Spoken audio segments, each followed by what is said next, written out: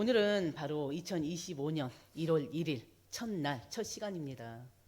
이 시간에 우리는 신년 감사 예배로 하나님께 드립니다. 바로 새해 첫날, 이 첫 시간을 예배 드리기 위해서 이 자리에 모인 여러분들을 정말 축하드립니다. 하나님 앞에 나온 여러분 모두에게 주님의 은혜와 평강이 무한히 넘치기를 주의 이름으로 축원드립니다. 지나간 한 해를 되돌아보면 여러분 개개인적으로나 가정으로나 또 이 교회에 보이지 않는 또 기쁨과 감사의 순간들이 굉장히 많이 있었습니다. 그러면서도 또 반대로 또 힘들고 또 아프고 슬픈 일들도 분명히 있었을 것입니다. 국가적으로 보면 어떻게 보면 2024년은요 정말 정치, 경제, 사회적으로 굉장히 혼란기라고 볼 수밖에 없을 것 같아요. 너무 많은 사건, 사고들이 끊이질 않게 있었습니다. 특히 한 해를 마무리하는 12월 한 달 동안에 정말 너무 많은 일들이 일어나서 국민들로 하여금 좀 혼란을 줬고 또 두려움도 있게 했고 슬픔도 있게 했고 지금 많은 감정들이 복합적으로 있던 바로 달이 아니었나 싶어요. 특히나 12월 3일 대통령 계엄 선포와 함께 이어진 이 탄핵 절차 등으로 또 우리 사회가 완전히 대혼란을 겪고 있죠. 그 여파가요 국민들의 일상까지 엄청난 영향력을 미치고 있습니다. 특히나 이런 상황 속에서요 2024년 마지막 3일을 앞두고 바로 29일에는요 무안국제공항에서 제주항공 대참사가 또 일어났죠.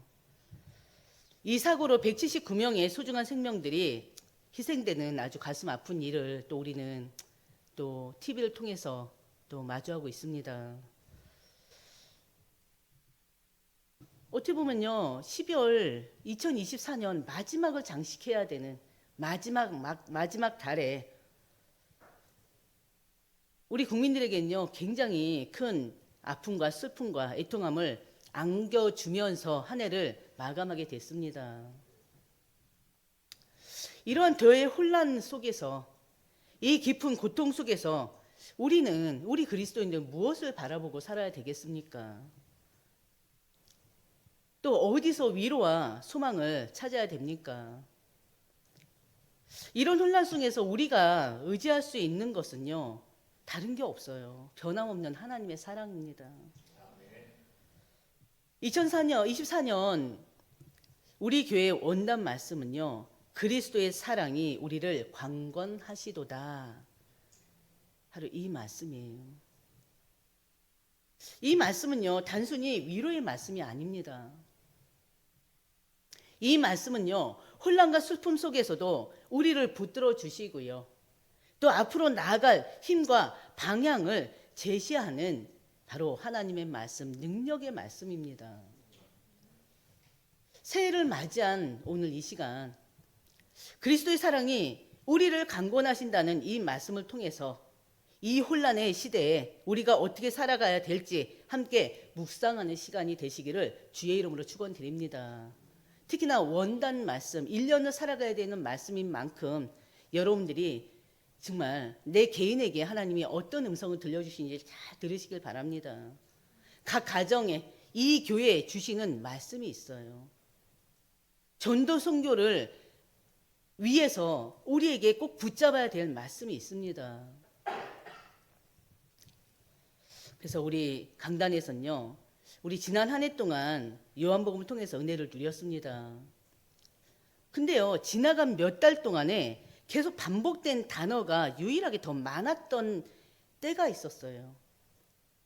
혹시 여러분에게 몇 달 동안 9월부터 시작되긴 했었는데요. 9월, 10월, 특히나 10월 달부터 계속 반복되는 특히나 더 떠올라지는 단어가 혹시 있지 않았습니까? 혹시 있었습니까? 어떤 사랑이요? 어떤 사랑이란 단어가 계속 반복됐었죠. 저는요. 우리가 요한복음 13장 34절에서 35절 새 계명을 너희에게 주노니 서로 사랑하라. 내가 너희를 사랑한 것 같이 너희도 서로 사랑하라. 이 말씀에 완전히 잡혀버렸어요. 이 말씀이 선포된 그때부터요, 제 마음과 제 생각 속에서는 오로지 서로 사랑하라. 이 말씀이 매일매일 저한테는 완전히 환청처럼 계속 끊임없이 들려졌습니다.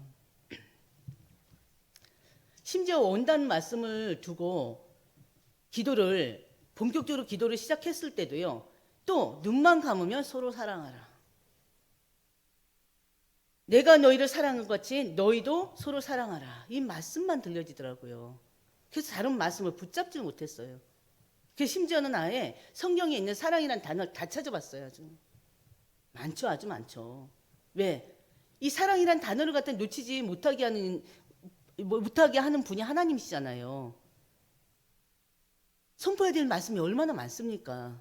그럼에도 불구하고 사랑이라는 이 단어에 완전히 잡혀가지고 거기서 헤어나지를 못하게 만드는 거예요. 그래서 하나님은 우리가, 이 교회가 오직 하나님의 사랑으로 하나 되기를 원하시는 게 아닌가. 하나님의 사랑으로, 하나님의 사랑의 증인으로 서기를 원하는 게 아닌가. 그 하나님의 사랑, 십자가에 죽기까지 한 그 사랑을 우리 입술을 통해서 계속 선포하도록 하는 것이 아닌가. 그런 생각이 들었습니다. 물론 사랑이라는 감정은요, 우리 인간 사이에 없어서는 안 될 감정이에요. 그렇지 않습니까? 우리는 나와 더불어 사는, 다른 사람과 더불어 사는 사회잖아요. 그렇기 때문에 나와 타인과의 사랑이 없으면 안 돼요. 그건 당연한 거예요. 사랑은 반드시 있어야 된 거고요. 반드시 필요한 것입니다. 그러나 우리 사회에, 우리 삶 속에, 심지어 교회 안에서까지 갈수록 사랑이 사라지는 것, 식어지는 것, 사랑이 말라지는 것, 메말라지는 것을 우리는 아마 보게 될 겁니다. 그렇지 않습니까? 어쨌거나 말세 지말에는 사랑이 없어진다고 그랬죠. 이미 말씀에 있는 내용이기도 합니다. 말씀에도 있습니다. 우리가 사회에, 우리의 삶 속에, 심지어 교회 안에까지 사랑이 점점 사라지고 있는 것을 느끼고 있는데, 바로 우리들 스스로는 바로 이 사랑을 회복해야 되는 거예요. 사랑이 사라지면 어떻습니까? 우리 스스로 서로의 다름을 이해할 수가 없어요. 사랑이 사라지면요, 때로는 우리는 부족함을 용납하지 못합니다. 타인의 부족함을. 내 자신의 부족함을 보지 못하고 다른 사람의 부족함을 봐요. 내 자신의 잘못된 걸 보지 못하고 다른 사람의 잘못된 걸 보게 돼요. 그리고 내 자신의 이 둘보는 빼지 못하고 다른 사람의 잘못된 것만 보이다 보니까 자꾸 정죄하고 판단할 수밖에 없는 거예요.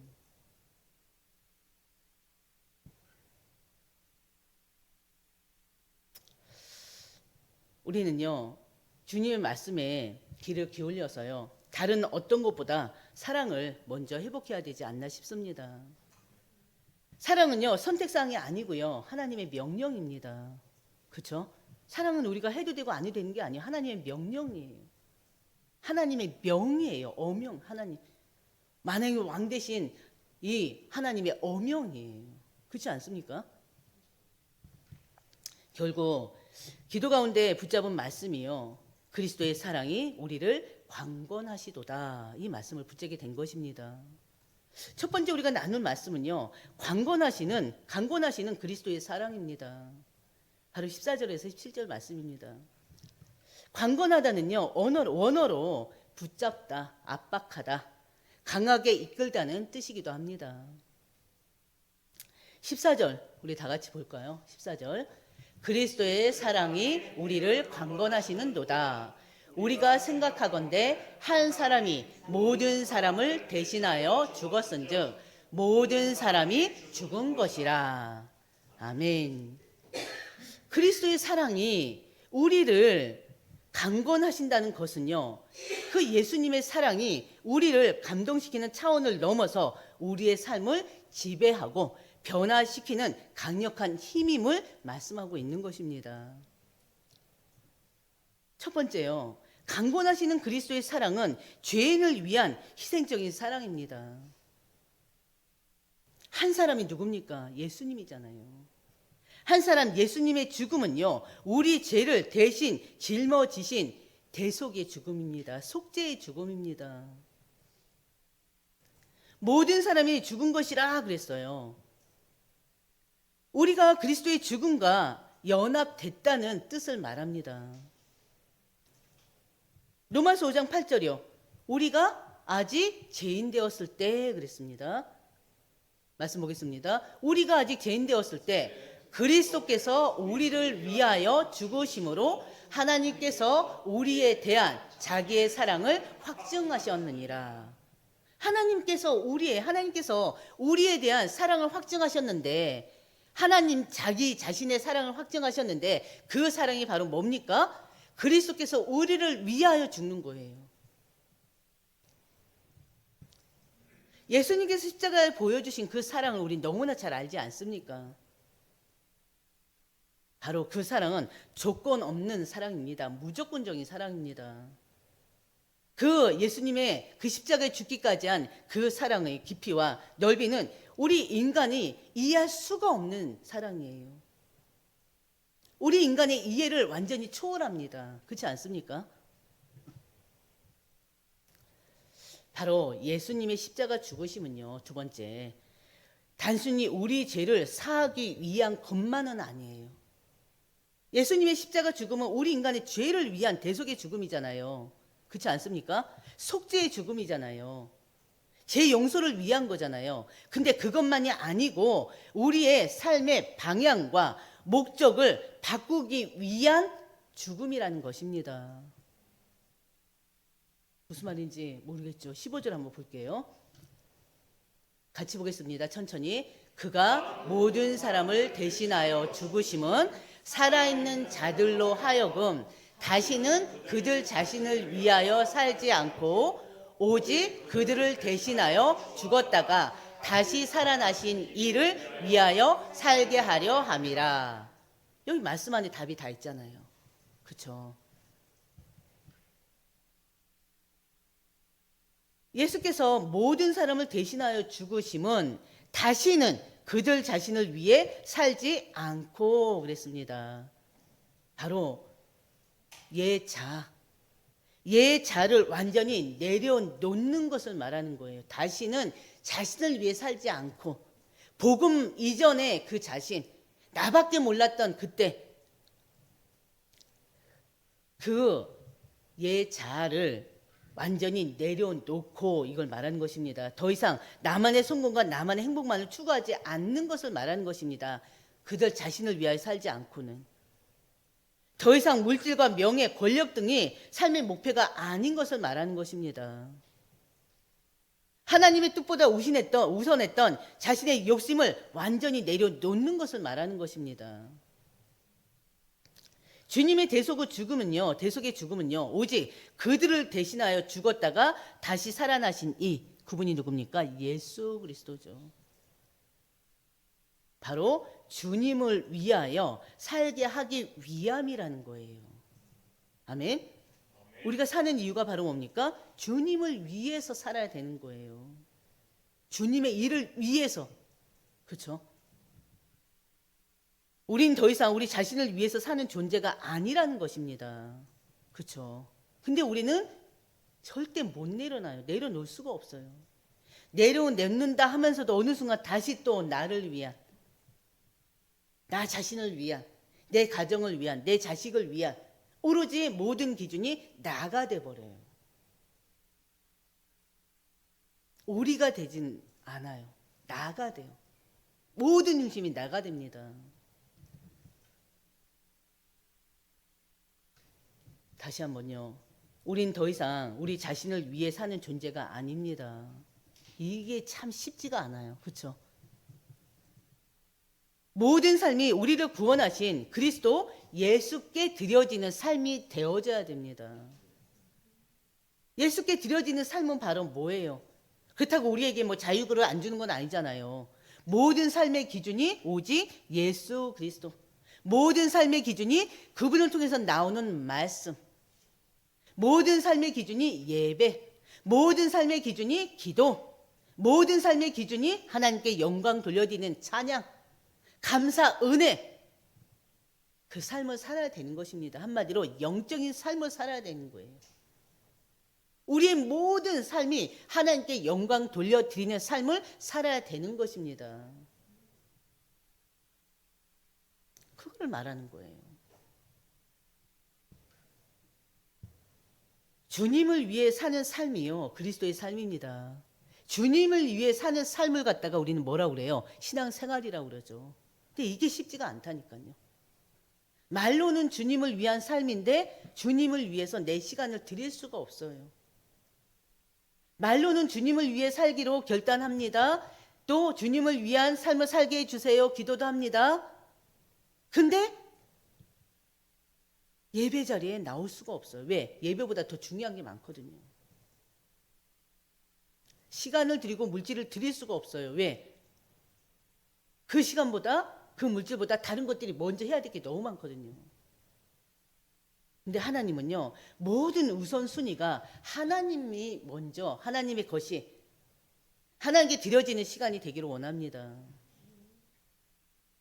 근데 실제적으로 어찌 보면요, 우선순위 바꿀 것이 솔직히 더 냉정하게 들어가 보면요, 문제될 게 없어요. 사실은 하나님 앞에 먼저 드려지는 시간들, 하나님 먼저 예배하고 하나님께 먼저 기도하고, 이것들이 실제적으로 삶에 아무 문제가 되질 않아요. 근데 내 생각이, 내 불신앙이 오히려 이렇게 될 때, 이때는, 저 때는, 다른 때는 몰라도 이때만큼은 이렇게 돼버리는 거예요. 자꾸 핑계거리가 아니면 합리화거리가 생기는 거예요.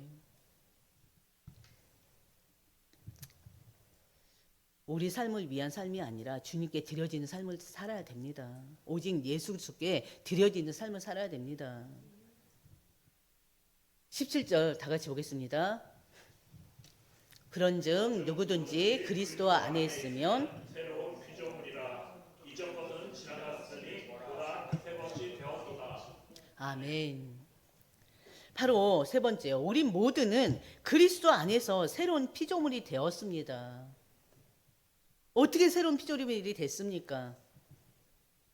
우리 하나님 앞에 무슨 테스트 받은 건 없어요. 새로운 피조물이 되기 위해서 뭐 한 게 없어요.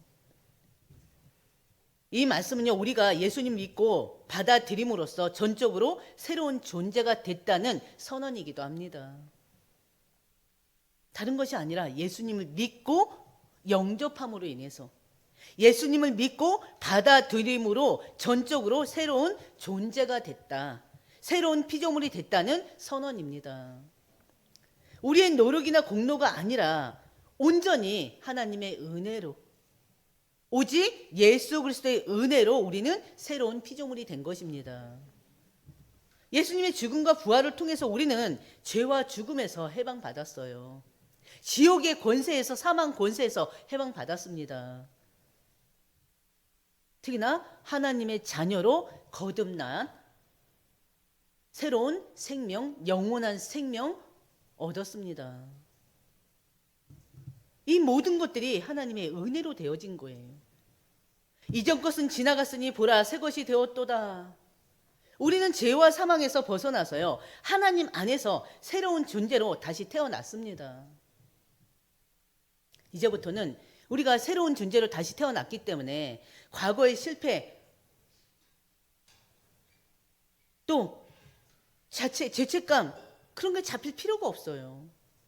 과거의 상처, 그 상처에 갇힐 필요가 없어요. 왜? 새로운 피조물이 됐잖아요. 이전 것은 지나갔으니 보라. 근데 우린 자꾸 이전 것이 지나갔는데 자꾸 지나간 이전 것을 자꾸 붙잡아요. 내려놓으시길 바랍니다. 다 지나간 것입니다. 악플 보고 사시면 됩니다. 과거는 우리의 발판만 되면 된다니까요. 늘 했던 말이잖아요. 그래서 우리는 그리스도의 사랑과 능력 안에서 새로운 피조물로서의 바로 삶을 살면 되는 것입니다. 두 번째요. 우리는요, 그리스도의 사랑에 관건되는 삶을 살아야 됩니다. 우리의 삶이요, 그리스도의 사랑에 관건되는 삶이 되어져야 돼요. 그리스도의 사랑이 우리 삶의 중심이 되어져야 하는 것입니다. 그리스도의 사랑에 관건되면요, 나 자신이 아니라 그리스도를 위한 우리는 삶을 살 수밖에 없어요. 성령께서 우리를 변화시켜 나가요. 인간은 본성적으로 이기적이고 악하죠. 본성적으로 자기 중심적입니다. 우리의 말과 행동, 생각 모두가요, 예수님을 드러내는 도구가 되어져야 되는 것입니다. 말씀을 통해서, 기도를 통해서, 성령의 인도 속에서. 이제 우리의 삶이요, 오로지 내 성공, 내 행복, 내 만족이 아니라 예수님께 영광 돌려드리는 삶이 되어져야 돼요. 우리 삶이 더 이상 자기 유익만을 추구하는 것이 아니라 다른 사람을 위한 희생과 섬김의 도구가 되어야 한다는 것입니다. 하루 올 한 해 우리가 도전해야 될 부분들이에요. 이제는 나 자신이 아닌 그리스도를 위한 삶을 살기로 결단하시고 도전하시기 바랍니다. 오로지 내가 아닌 내가 아닌 타인을 위한 또 삶을 살기로 또 결단하고 도전을 하는 시간이 되시길 바랍니다. 여러분 과연 어떤 삶을 살고 계십니까? 그리스도를 위한 삶을 살고 계십니까? 아니면 오로지 내 가정, 내 자식, 내 행복만을 위해서 살고 있지는 않습니까? 거의 대부분이 그럴 거예요. 주님의 십자가 죽으심으로 부활로 우리는 죄에서 해방받고 새 생명을 얻었습니다. 이 그리스도의 사랑에 강건되면요, 더 이상 자신의 욕심이나 세상적인 욕망에 사로잡힐 수가 없어요. 오히려 자신의 삶을 온전히 예수님께 드리게 됩니다. 이런 삶을 우리가 살기로 정말 하나님께 기도하시고 인도받으시길 바랍니다. 두 번째요, 그리스도의 사랑에 강건되면요, 과거의 상처와 죄책감을 버리고 새로운 길로 나아갈 수가 있습니다. 왜? 성령께서 그렇게 하게 만들어주셔요. 17절 다시 보면요, 누구든지 그리스도 안에 있으면 새로운 피조물이라. 이전 것은 지나갔으니 보라 새 것이 되었도다. 그리스도의 사랑은요, 우리 과거의 모든 상처와 죄책을 치유하는 능력이 됩니다. 세상에서 겪은 고난과 실패는요, 우리 마음의 깊은 상처로 남아있죠. 그러나 그것까지도 다 치유시켜 주셔요. 그리스도의 사랑은요, 우리의 모든 상처를 덮고 우리에게 평안을 주십니다. 세상이 줄 수 없는 평안이 주십니다. 우린 때때로 죄로 인해서 스스로를 정죄하며 살아갈 때가 많아요. 제가 그랬어요. 제가 전도사가 되고도 목사가 되고도 전혀 생각지도 못했던 몇 년, 몇 월, 며칠 그날을 떠올리면서 내가 왜 그랬지 가슴을 치고 한탄할 때가 많았어요. 지금은 이제 그런 것들이 거의 사라졌는데 내가 그때 왜 그런 말을 했지, 내가 왜 그때 그런 행동을 했지, 그러면서 하나님한테 어느 순간 막 죄를 가지고 막 하나님한테 죄를 구하고 있는 거예요. 하나님, 그때 그 죄를 용서해 주세요. 그때 그 행동을 용서해 주세요. 그때 그 말을 용서해 주세요. 계속 용서를 구하고 있는 거예요. 당연히 회개해야죠. 근데 하나님 이미 다 용서했거든요. 쾌쾌 묵은 옛날 고려적인 일 가지고 저는 괴로워하고 있고 기도하고 있는데 하나님 이미 다 용서하셨다. 근데 거기서 해방된 게 얼마 안 된 것 같아요. 불과 몇 년 안 된 것 같아요. 기억하시길 바랍니다. 우린 때때로 죄로 인해서 스스로를 정죄하며 살아갈 때가 많은데요, 그리스도의 사랑이 우리를 이미 용서하셨어요. 우리가 가지고 있는 그 무거운 죄 책에서, 죄의 짐에서 벗어나게 하셨습니다. 이젠 자유함을 누리시면 돼요. 그래서 로마서 8장 1절에요. 그리스도 예수 안에 있는 자에게는 결코 정죄함이 없다고 했습니다. 예수 그리스도 사랑이 우리를 새로운 길로 인도하시는 것입니다. 믿으시길 바랍니다. 그리고 이사야서 1장 18절에도 너희 죄가 눈과 같이 희어질 것이라고 그랬어요. 그리고 양털같이 희게 되리라 말씀하셨습니다. 새로운 피조물이 된 우리는요, 하나님의 나라를 세우는 사명을 받았습니다. 그래서 여러분들의 사명이 뭡니까? 하면 뭐라고 하면 돼요? 하나님의 나라를 세우는 거예요. 하나님의 교회를 세우는 거예요. 우리는 사람들과의 관계 속에서요, 서로를 위해서 기도하고 또 섬기고 용서하는 그런 삶을 살아야 됩니다. 왜? 하나님이 원하시기 때문에 그렇습니다. 그리스도의 사랑에 강건되면요, 형제 자매를 사랑하게 됩니다. 진심으로 사랑하게 됩니다. 예수께서 우리의 모든 죄를 용서하신 것처럼요, 우리도 형제 자매의 잘못을 용서하며 살아야 되는 거예요. 진정한 사랑은요, 말로만이 아니라 뭘로요? 행동으로 나타나야 됩니다.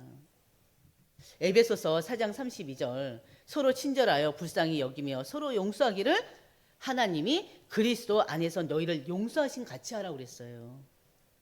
용서는 관계를 회복합니다. 하나님의 사랑을 세상에 드러내는 중요한 통로가 되기도 합니다. 그래서 용서는 필요한 거예요. 그때 네가 그랬지. 완전히 원수 맺고 사는 거 오히려 신앙적으로 오히려 마이너스가 돼요. 형제 자매 간의 사랑은요, 교회의 연합과 하나 되는 바로 핵심이 되기도 합니다.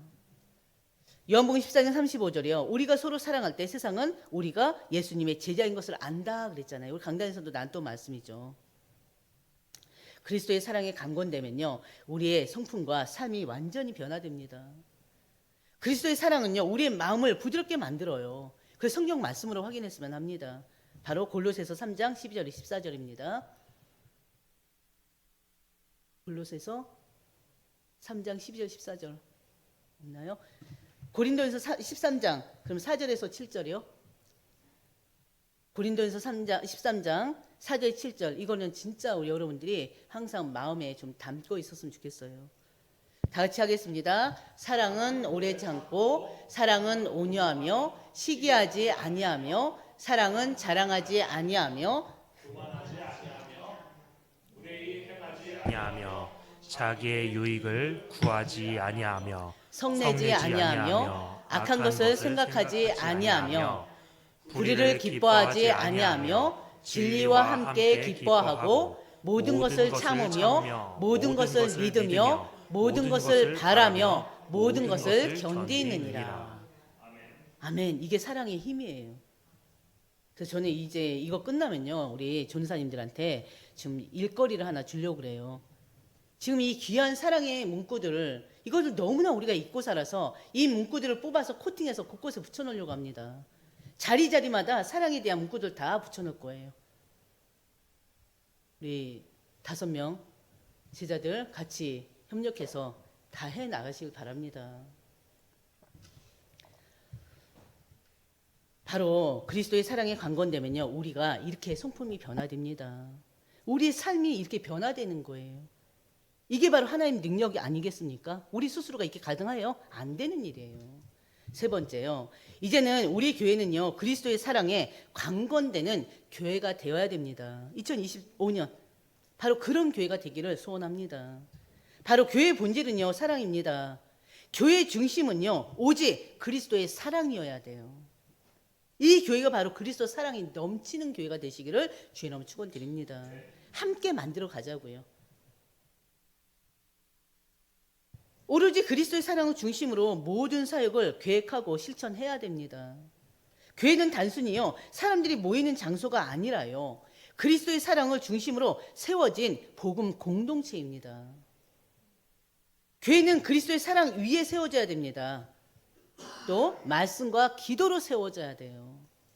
교회는요, 세상에 하나님의 사랑을 나타내는 도구로 부름받은 것입니다. 여러분들이 그런 교회로 부름받았고, 부름받은 여러분들로 인해서 이 교회가 그 사랑을 선포하고 증거하라고 하나님은 이 교회를 또 세워주셨단 말이에요. 교회는 서로의 약점을 품어주는 곳이 돼야 됩니다. 분쟁과 다툼을 치유하는 그런 장소가 돼야 돼요. 그런 장소가 이 한사랑 교회이기를 바라고 원합니다. 우리 모두 하나님의 사랑이 우리 교회에 충만하게 임하도록 같이 기도합시다. 다른 것이 아니라 사랑 외의 것, 복음 외의 것들은 다 완전히 다 사라지기를 진짜 기도하면서 이 교회가 정말 하나님 말씀으로 온전해지고 오로지 하나님의 사랑으로 가득 넘치고 그 사랑의 증인들이 여러분들이 되기를 진짜 기도합시다. 갈라디아서 5장 22절 보면요, 사랑은 성령의 열매예요. 성령의 열매. 성령의 열매의 첫 번째가 바로 사랑이에요. 하나님께서 주셔야 될 그 은혜가 바로 사랑입니다. 교회는요, 세상적인 가치관이 아니라요, 하나님 말씀과 사랑을 따라가야 합니다. 그렇죠? 이 교회가 바로 그런 교회가 됐으면 해요. 교회는요, 육신이 기준이 되고요, 세상 가치를 추구하는 그런 곳이 돼서는 안 됩니다. 그래서 저는 항상 기도하는 거예요. 이 교회가 세속적인 그 물결이 절대 여기에 파고들지 않도록, 절대 이 교회는 세속화되지 않도록, 우리 성도들 또한 세속화되지 않도록 늘 기도하는 것입니다. 세속의 물결이 교회 안에 들어오면 끝나요. 그것은 완전히 사단의 완전히 놀이터가 돼버립니다. 진짜 여러분들이 기도하셔야 돼요. 여러분의 몸된 성전에, 그리고 이 한사랑 교회, 그 어떤 세속의 것들이 절대 들어오지 않도록. 육신의 기준이나 세상적인 가치를 추구하는 곳은 이 교회는 절대 아닙니다. 오로지 하나님 말씀과 사랑에 따라서 살아가는 영적인 공동체가 되어야 됩니다. 그걸 놓고 기도하시길 바랍니다. 로마서 12장 2절, 너희는 이 세대를 본받지 말고 오직 마음을 새롭게 함으로 변화를 받아 하나님의 선하시고 기뻐하시고 온전한 뜻이 무엇인지 분별하라 그랬어요. 세상은요, 사람들에게 물질주의, 이기심, 또 경쟁, 그런 모든 중심의 잘못된 가치관들을 강조하고 있어요. 그러나 교회는 달라야 돼요. 교회는요, 오로지 하나님 말씀과 사랑을 따라서 세상과 구별된 바로 거룩한 현장이 돼야 됩니다. 여러분 자체가 거룩한 하나님의 성전이 돼야 됩니다. 요한일서 2장 15절 16절 뭐라고 그랬어요? 다 같이 보겠습니다. 이 세상에나 이 세상에 있는 것들은 사랑하지 말라. 누구든지 세상을 사랑하면 아버지의 사랑이 그 안에 있지 아니하니 이는 세상에 있는 모든 것이 육신의 정욕과 안목의 정욕과 이생의 자랑이니 다 아버지께로부터 온 것이 아니요 세상으로부터 온 것이라. 더 이상 설명할 게 뭐가 있겠습니까? 그렇죠? 돌려주세요. 15절. 이 세상이나 세상에 있는 것들 절대 사랑하지 말라고 하나님 명하셔요. 그러면서 뭐라고 하십니까? 누구든지 세상을 사랑하면 아버지의 사랑이 그 안에 있지 않다는 거예요. 우리가 아버지의 사랑, 하나님 사랑을 얘기하지만 세상을 사랑하는 만큼 하나님 사랑이 없다는 것입니다. 그리고 또 뭐라고 했습니까? 세상에 있는 것은 바로 뭐라고 했어요? 모든 것이 육신의 정욕이요, 안목의 정욕이요, 이생의 자랑일 뿐이라는 거예요. 이것들은 다 하나님 아버지께로 온 것이 아니라 세상으로부터 온 것입니다. 그렇기 때문에 이것을 다 버려야 되는 거예요. 절대 육신의 정욕, 안목의 정욕, 이생의 자랑 다 버리시길 바랍니다. 하나님의 원하시는 바입니다. 야고보서 1장 22절에도요. 너희는 말씀을 행하는 자가 되라고 그랬어요. 그러면서 뭐라고 했냐면 듣기만 하여 자신을 속이는 자가 되지 말라고 그랬습니다.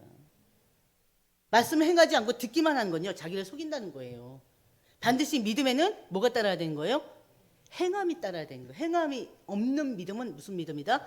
죽은 믿음이라고 했잖아요. 교회는요, 마지막으로 우리 교회는요, 빛과 소금과 빛의 역할을 감당해야 됩니다. 교회는요, 그리스도의 사랑으로 세상을 섬기면서요, 하나님 나라를 세워가는 사명을 감당해야 되는 것입니다. 물론 전도, 선교와 함께. 마태복음 5장 13절 16절 보고 이제 마무리할게요. 그래요. 우리가 너무나 잘 아는 거예요. 마태복음 5장 13절 16절. 세상은요, 죄와 부패로 가득 차 있습니다. 교회는요, 하나님의 진리와 사랑으로 세상을 보존하고 그 세상을 변화시키는 역할을 감당해야 됩니다. 우리 같이 한번 보겠습니다. 마태복음 5장 13절 16절 마지막으로 한번 보면서 마무리하겠습니다. 같이 읽겠습니다. 같이 읽어주세요. 마태복음 5장 13, 16 찾으신 분 읽으시기 바랍니다. 너희는 세상의 소금이니 소금이 만일 그 맛을 잃으면 무엇으로 짜게 하리요? 후에는 아무 쓸데 없어 다만 밖에 버려져 사람에게 밟힐 뿐이니라. 너희는 세상의 빛이라. 산 위에 있는 동네가 숨겨지지 못할 것이요 사람이 등불을 켜서 말 아래에 두지 아니하고 등경 위에 두나니 이러므로 집안 모든 사람에게 비추느니라. 이같이 너희 빛이 사람 앞에 비치게 하여 그들로 너희 착한 행실을 보고 하늘에 계신 너희 아버지께 영광을 돌리게 하라. 아멘. 바로 예수님은요, 소금이 맛을 잃으면 아무 쓸모가 없다고 하셨어요. 그것처럼 교회도 세상에서 빛과 소금의 역할을 하지 못하면 그 존재는 의미가 없는 것입니다. 예수께서 나는 세상의 빛이라고 말씀하셨습니다. 요한복음 8장 12절에. 그러면서 너희도 그랬잖아요. 우리도 뭐라고요? 세상의 빛이에요. 그렇기 때문에 우리는 그리스도의 빛으로서 세상에 그 그리스도의 빛을 비추는 자들로 부름 받았다는 사실을 잊으면 안 됩니다. 이 교회가 바로 세상의 빛의 역할을 감당해야 됩니다. 빛의 어두운 길을 밝혀주는 것처럼 교회는 세상에 하나님의 진리와 구원의 빛을 비춰야 됩니다. 하나님의 진리를 선포하고 이 구원의 그리스도의 빛을 만방에 비춰야 됩니다. 교회는요, 하나님의 사랑을 전하고 예수 그리스도의 복음을 전파할 사명이 있습니다. 그 사명을 우리가 감당해야 되는 거예요. 마가복음 16장 15절 뭐라고 했습니까? 너희는 온 천하를 다니며 만민에게 복음을 전파하라 그랬죠. 우리 교회가 빛과 소금이 되어서요, 세상을 변화시킬 때 바로 그리스도의 복음이 널리 이 지역뿐만이 아니라 우리 다음 세대들에게 열방에 널리 퍼지게 돼 있습니다. 그래서 교회가 하나님을 높이고요, 우리 한사람교회가 하나님을 높이고요, 세상에 선한 영향력을 미치는 그런 교회가 되기를 우리 모두가 기도하면서 인도받았으면 합니다. 바로 이 그리스도의 복음이 이 교회를 통해서 계속 확산되기를 우리가 소원하며 같이 기도하며 우리가 협력했으면 합니다. 오늘 말씀 마치겠습니다. 여러분들이 오늘 말씀 다시 한번요, 집중해서 다시 한번 들어보시고 묵상하시고 내가 붙잡고 가야 될 말씀이 뭔가를 딱 붙잡고 한 해 승리하는 여러분 되시기를 주의 이름으로 축원드립니다. 아버지 하나님 참으로 감사합니다. 새해 첫날 첫 시간 정말 하나님 앞에 신년 감사 예배로 드리게 하시니 감사합니다. 우리의 삶이 오로지 바로 하나님 앞에 정말 세워지는 삶, 하나님 말씀에 붙잡혀 사는 삶, 오로지 그리스도께 붙잡혀 사는 삶, 그리스도께 드려지는 삶이 될 수 있도록 하나님 인도하여 주시옵소서. 올 한 해 동안 그리스도의 사랑이 우리를 강권하시는 도다, 이 말씀을 가지고 한 해를 살아가게 됩니다. 아버지 하나님, 바로 우리들 스스로가 그리스도의 사랑에 강권되는 삶이 될 수 있도록 하나님 인도하여 주시옵시고, 이 교회가 그리스도의 사랑에 강권되는 교회가 될 수 있도록 하나님 인도하여 주시옵소서. 오로지 하나님 말씀과 사랑으로 정말 빛과 소금의 역할을 감당하는 우리 모든 개인들이 되고 이 한사랑 교회가 될 수 있도록 하나님 역사하여 주시옵소서. 그래서 올 한 해 하나님께서 우리에게 주신 이 비전의 말씀이 계속 기도가 되어지고 이 말씀으로 인해 도전이 되어지고 결단과 도전이 되어지고 이 말씀대로 사라지는 2025년 한 해가 될 수 있도록 하나님 인도하여 주시옵소서. 이 모든 말씀 우리 주 예수님의 이름으로 기도드립니다. 아멘.